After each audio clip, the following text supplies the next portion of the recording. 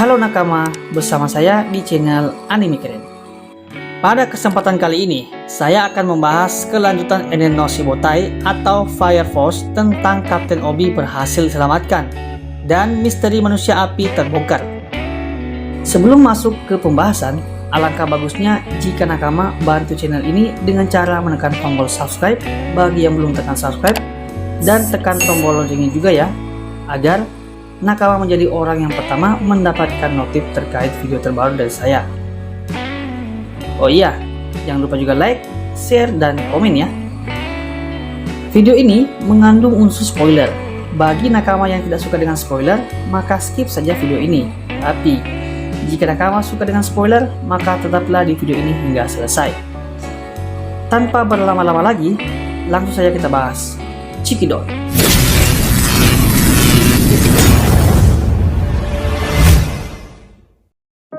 Kompi 8 saat ini dalam situasi yang sangat sulit. Mustahil mereka bisa selamat dengan keadaan mereka saat ini. Haumea pun memerintahkan pasukannya membunuh semua anggota Kompi 8 kecuali si pilar baru. Kita belum tahu siapa yang dimaksud oleh Haumea pilar baru tersebut. Saat pasukan Tudung Putih hendak menyerang Kompi 8, tiba-tiba muncul serangan yang membuat ledakan besar. Boom! Ternyata serangan tersebut berasal dari Benimaru, kapten anggota Kompi 7. Maksud kedatangan Benimaru bukan untuk bertarung, namun hanya untuk menyelamatkan Kompi 8 dan Joker. Benimaru terus melancarkan serangannya untuk mencegah pasukan Tudung Putih mendekati pasukan Kompi 8. Di saat yang bersamaan, Karon, salah satu pasukan Tudung Putih, menyerang Benimaru. Namun dengan santuy coy, Benimaru menahan serangannya. Haumea juga melancarkan serangan, akan tetapi Benimaru dengan santuynya menahan serangan tersebut. Gila cuy, Benimaru ini sangat-sangat kuat.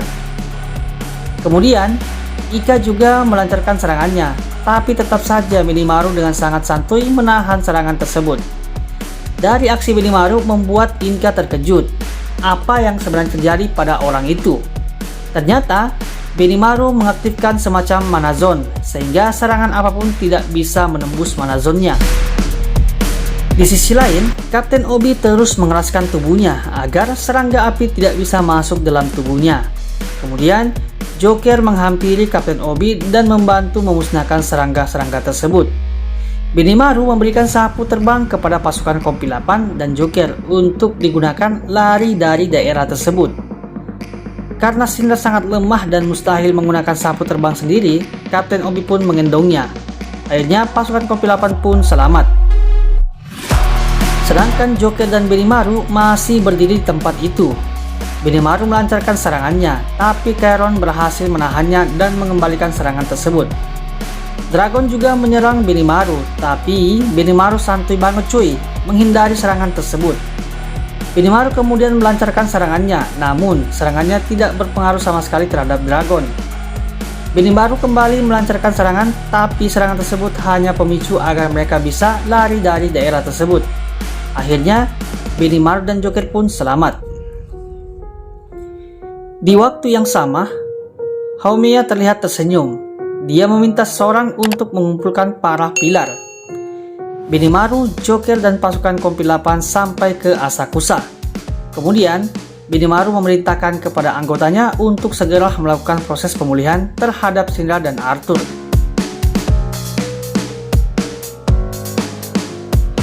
Kapten Obi menyampaikan semua apa yang terjadi di penjara Fushu. Dia juga menjelaskan atas kematian Kapten Bars. Berita kematian Kapten Bars pun tersebar di kerajaan Tokyo. Ogun, salah satu pasukan Kompi 4, hendak membantu pasukan Kompi 8. Dia meminta Komandan Pan membantu Kompi 8. Di markas Kompi 1, terlihat Karim dan yang lain sedang berdoa. Samping itu, Karim hendak pergi ke biara Reflux untuk mencari sebuah jawaban. Di markas Kompi 5, terlihat Kapten Hibana hendak pergi ke tempat yang sama dengan Karim. Kapten Hibana pergi dengan satu pengawalnya. Singkat cerita, Kapten Hibana pun sampai di biara Reflux, tempat di mana dia dan Iris dibesarkan. Saat dia berada di sana, dia terus mengingat masa kecilnya bersama teman-temannya. Semakin dia mengingat masa lalunya, semakin membuat dirinya jengkel. yang menimbulkan rasa penasaran. Apa yang sebenarnya terjadi di tempat ini? Tiba-tiba dia menemukan sebuah jalan menuju ruangan bawah tanah. Dia pun mencoba menyingkirkan sebuah altar, namun dia tidak bisa menyingkirkannya. Lalu, secara tiba-tiba, Karim pun sampai di biara Reflux, tempat Kapten Hibana saat ini berada. Tujuan Karim datang ke biara Reflux adalah untuk menemui Kapten Hibana, membicarakan soal proyek Doppler.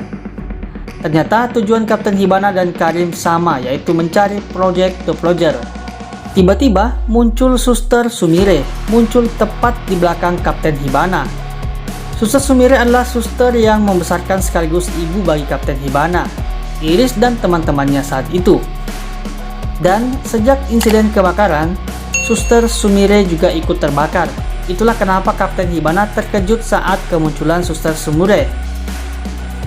Kapten Hibana pun mulai melontarkan sebuah pertanyaan kepada Suster Sumire, dan secara gamblang Suster Sumire menjawab bahwa benar insiden kebakaran biara dan kematian anak muridnya adalah perbuatannya. Dia juga menjelaskan bahwa kematian muridnya adalah kelinci percobaan untuk mengubah manusia menjadi manusia api. Mendengarkan hal itu membuat Kapten Hibana murka dan sangat marah terhadap Suster Sumire. Sedikit keluar dari alur cerita. Ternyata, Project Doppler adalah versi lain dari seseorang yang tinggal di Adola, di mana dia mencoba memanggil mereka datang ke dunia manusia. Dan itulah yang terjadi pada teman-teman Kapten Hibana. Terus, apa hubungannya dengan serangga api?